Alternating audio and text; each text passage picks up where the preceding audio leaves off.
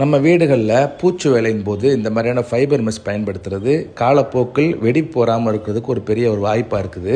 இது ரொம்ப எக்ஸ்பென்சிவ்லாம் கிடையாது. இதுக்கு முந்தைய காலகட்டத்தில் நம்ம என்ன பயன்படுத்தியிருப்போம் அப்படின்னா, இந்த ஃபைபர் மெஷ்ஷுக்கு பதிலாக இந்த மாதிரியான சிக்கன் மெஷ் பயன்படுத்தியிருப்போம். அதுவும் அதே தான், சேம் கான்செப்ட் தான்.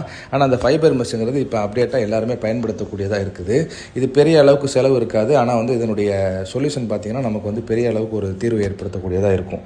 இது ஒரு ரோலே கிட்டத்தட்ட ஒரு 450 ரூபா 500 ரூபா இந்த மாதிரியான ரேஞ்சில் உள்ளது தான். இதை நம்ம வாங்கி நம்முடைய மேசன்ட்ட கொடுத்துட்டோம்னாலே அவங்களே என்ன செஞ்சுருவாங்க, அதை ஈஸியாக ஃபிக்ஸ் பண்ணிவிட்டு அவங்க பிளாஸ்டிக் ஒர்க் பார்ப்பாங்க.